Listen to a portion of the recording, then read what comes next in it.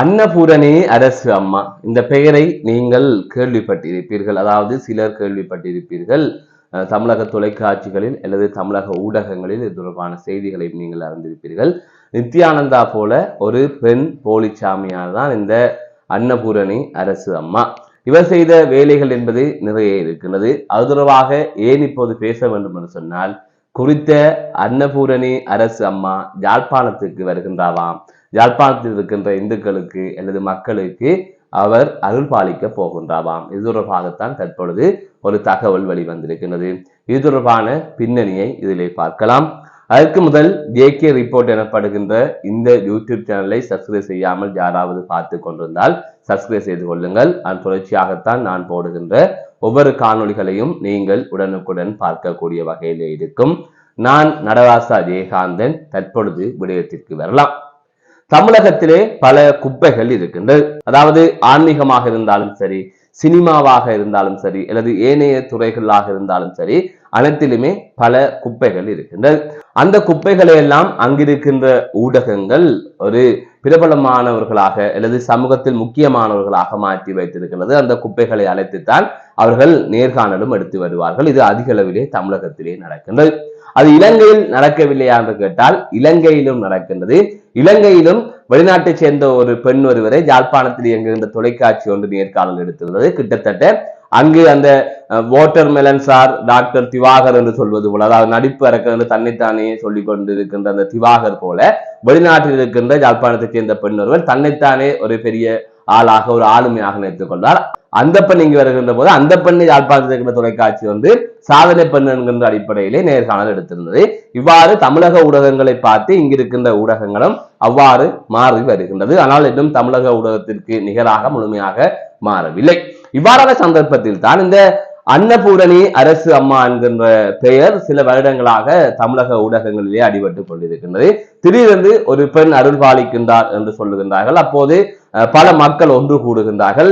அந்த பெண் வருகின்ற போது அந்த பெண்ணின் பாதத்திற்கு பூ போட்டு தொட்டு கும்பிடுகின்றார்கள். இவ்வாறு ஒரு ஆன்மீகத்தின் உச்சமடைந்த ஒரு பெண்ணாக அந்த பெண்ணை கடவுளின் மறு உருவமாக எல்லாம் பார்க்க தொடங்கி விட்டார்கள் தமிழக மக்கள். அவ்வாறுதான் பல நிகழ்வுகள் கடந்த சில வருடங்களாக நடந்து கொண்டிருந்தது.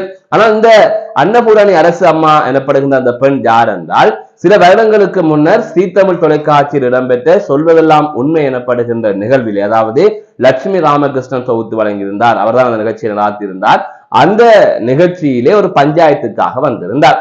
அதாவது அன்னபூரணியும் அன்னபூரணியின் கணவரும் அரசும் அரசின் மனைவியும் அந்த நிகழ்ச்சிக்கு சென்றிருந்தார்கள்.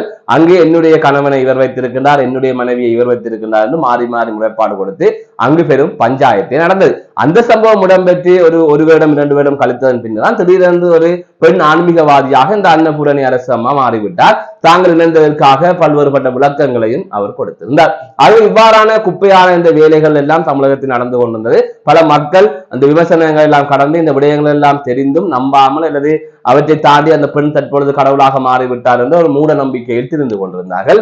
அந்த மூட நம்பிக்கையை தற்பொழுது யாழ்ப்பாணத்திலும் கொட்ட வருகின்றார்கள்.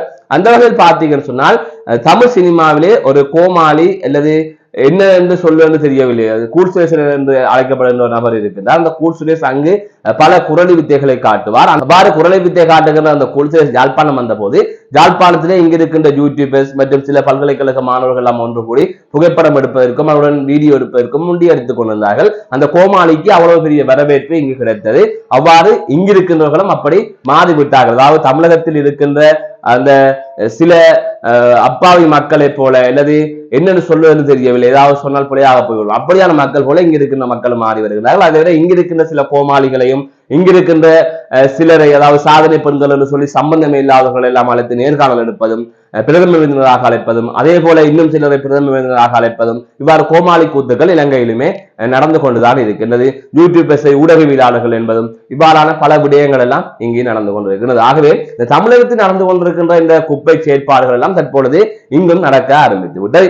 அதன் அடிப்படையில் பார்த்தீங்கன்னு சொன்னால், யாழ்ப்பாணத்திற்கு தற்பொழுது அன்னபூரணி அரசு அம்மா வர இருப்பதாக ஒரு தகவல் சமூக வலைதளத்திலே வைரலாக பரவி வருகின்றது.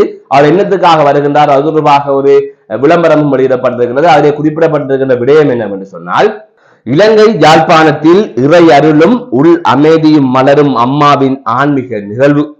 அம்மாவின் அருளில் உள் தெளிவு ஆனந்தம் அருள் உணர்வு பெறும் ஒரு ஆன்மீக நாள். நிகழ்ச்சியின் அம்சங்கள்: அம்மாவின் அருளாசி, ஆன்மீக சொற்பொழிவு, தியான பயிற்சி, மந்திர பயிற்சி, இறை பிரார்த்தனை, பக்தி, அன்னதானம். திகதி எதிர்வருகின்ற 10/8/2025. நேரம் காலை 9 மணி முதல் பிற்பகல் 1 மணி வரை. இடம் யாழ்ப்பாணம், இலங்கை. தொடர்புகளுக்கு சொல்லி 2 தொலைபேசி இலக்கங்களும் கொடுக்கப்பட்டிருக்கிறது. அதை தவிர மின்னஞ்சல் முகவரியும் அதில் இணைக்கப்பட்டிருக்கிறது. இந்த ஆன்மீக நிகழ்வு உங்கள் உள்ளத்திற்கும் வாழ்விற்கும் புதிய ஒளியாக அமையட்டும். அம்மாவின் அருளில் ஒன்று சேர வாருங்கள். வரவேற்கின்றோம் யாழ்ப்பாணம், இலங்கை அம்மாவின் பக்தர்கள். இவ்வாறுதான் தற்பொழுது ஒரு விளம்பரம் செய்யப்பட்டுக் கொண்டிருக்கிறது. இது தொடர்பான தகவல்கள் சமூக வலைதளத்திலே பகிரப்பட்டு வருகின்றது. அதை தவிர வாட்ஸ்அப் ஊடாகவும் இந்த தகவல்கள் அனுப்பப்பட்டிருக்கின்றது. இது 100% உண்மையா இல்லையா என்பதை தாண்டி இவ்வாறு ஒரு நிகழ்வு இங்கு இடம்பெறுமாக இருந்தால் அந்த நிகழ்வு தடுத்து நிறுத்தப்பட வேண்டும். இவ்வாறான மூட நம்பிக்கைகள் அல்லது தேவையற்ற செயற்பாடுகளை இங்கு செய்வதற்கு அனுமதிக்க கூடாது. இவற்றை இந்துக்களே தடுக்க வேண்டும். அவர்களை அந்த நிகழ்வை செய்ய விடாமல் அல்லது அவர்களின் வருகையை இல்லாமல் செய்ய வேண்டும். அது தொடர்பான நடவடிக்கைகளை முன்னெடுக்க வேண்டும். இவ்வாறான கோமாளி கூத்துக்களை எல்லாம் கொண்டு வந்து இங்கு காட்டக்கூடாது. அங்கிருக்கின்ற குப்பைகளை எல்லாம் இங்கு கொட்டி இங்கிருக்கிறவர்களையும் சரியான சிந்தனை இல்லாதவர்களாக மாற்றுவதற்கான முயற்சியை மேற்கொள்கின்றார்கள். அவ்வாறான சம்பவங்கள் தான் தொடர்ந்து இடம்பெற்றுக் கொண்டிருக்கின்றது. தமிழகத்தின் ஆதிக்கம் யாழ்ப்பாணத்தில், வடக்கு மாகாணத்தில் அதிகரித்து விட்டது. அதைத்தான் அவர்களும் விரும்புகின்றார்கள். இந்தியாவுடன் நெருக்கமாக இருக்க வேண்டும், இந்திய மக்கள் போலவே இவர்களும் இருக்க வேண்டும், அதனை தாண்டி சிந்திக்க கூடாது என்பதுதான் அவர்களது அரசியலாக இருக்கின்றது. அதன் ஊடாகத்தான் இவ்வாறான சம்பவங்கள் எல்லாம் நடக்கின்றதா என்கின்ற கேள்வி இருக்கின்றது. அவ்வாறு ஏன் தமிழகத்துடன் இணைந்தவர்கள் இருக்க வேண்டும் என்று நினைக்கின்றார்கள்? இந்த சீனாவின் ஆதிக்கம் அதிகரித்திருக்கிறது. எனவே சீனாவை வடக்கு கிழக்கில் கால் வைக்க விடக்கூடாது, சீனா பக்கம் தமிழ் மக்கள் சாய்ந்து விடக்கூடாது என்று இந்தியா உறுதியாக இருக்கின்றது. அதற்கமைய அங்கிருந்து இசை நிகழ்வாக இருக்கட்டும் அல்லது அங்கிருந்து இங்கு ஆட்கள் வருவதாக இருக்கட்டும், அனைவரும் இங்கு வந்து அவர்களுடன் இணைந்து இருப்பது போல ஒரு தோற்றத்தை உருவாக்குகின்றார்கள். வேறு விடயங்களை யோசிக்காமல் சீனாவுக்கு எதிராக இவர்களை வைத்திருக்க வேண்டும் என்று நினைக்கின்றார்கள். அவ்வாறு வைத்திருப்பதால் அவர்களுக்கு நன்மை, தமிழ் மக்களுக்கு எந்த நன்மையும் இல்லை. இவர்களை நம்பித்தான் நாங்கள் அழிந்தோம். இந்த நிலையில் அவ்வாறான சில விடயங்கள் தான் இதிலே நடக்கின்றதா என்கின்ற சந்தேகம் எழுகின்றது. ஆகையால் எந்த காரணம் கொண்டும் அங்கிருக்கின்ற கோமாளிகளை கொண்டு வந்து இங்கு நிகழ்வு நடத்துவதற்கோ அல்லது அவர்களின் வருகையை கொண்டாடுவதற்கோ அல்லது அங்கிருக்கின்ற மூட நம்பிக்கைகளை கொண்டு இங்கு விதைப்பதற்கோ யாருமே அனுமதிக்க கூடாது. இந்திய தமிழர்களை போல, அதாவது தமிழகத்தில் இருக்கின்ற தமிழர்கள் போல இலங்கையில் இருக்கின்ற தமிழர்கள் இல்லை. இங்கிருக்கின்ற மக்கள் மிக தெளிவாக இருக்கின்றார்கள். அதாவது 100% தெளிவாக இருக்கின்றார்கள். ஒரு 10% தான் இவ்வாறு தமிழக மக்கள் போல இங்கு தருகட்டு என்ன செய்வதென்று தெரியாமல் கோமாளி கூத்து காட்டிக் கொடுத்திருக்கின்றார்கள். ஆகையால் நாங்கள் அவர்களைப் போல அல்ல. எனவே எங்களுக்கென்று பல கனவுகள் இருக்கின்றது, எங்களுக்கென்று பல பிரச்சனைகள் இருக்கின்றது. எந்த பிரச்சனைகளிலும் நாங்கள் இன்னும் தீர்வை பெறவில்லை. எமது மண்ணுக்கான பிரச்சனையாக இருக்கலாம் அல்லது எமது மக்களுக்கான பிரச்சனையாக இருக்கலாம். எதிலுமே நாங்கள் ஒரு தீர்வை அடையவில்லை.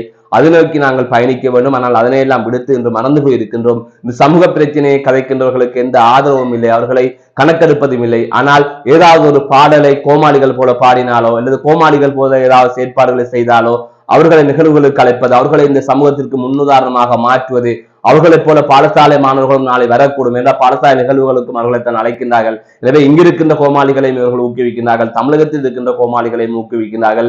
இந்து மதத்திற்குள் வந்து மூட நம்பிக்கைகளை விதைக்கின்றார்கள், தேவையில்லாத விடயங்களை கொண்டு வருகின்றார்கள். ஒரு நித்யானந்தா போல இருக்கின்ற அன்னபூரணி அரசு அம்மா எனப்படுகின்ற அந்த பெண்ணை இதற்குள் கொண்டு வர வேண்டிய தேவை என்ன? இவ்வாறான நிகழ்வை யார் செய்தது?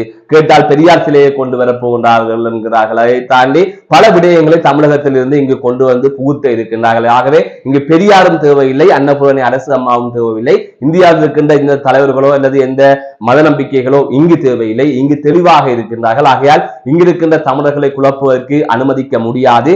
எனவே யாழ்ப்பாணத்தில் இருக்கின்றவர்கள், வடக்கில் இருக்கின்றவர்கள் இவ்வாறான சம்பவங்களை எதிர்க்க வேண்டும். இவ்வாறான விடயங்களை அனுமதிக்க கூடாது. அது நாளை எமது சமூகத்தை ஒரு கோமாளிகளாக அல்லது சிந்தனை திறன் அற்றவர்களாக மாற்றுவதற்கான வழிவகையாக இது அமையும்.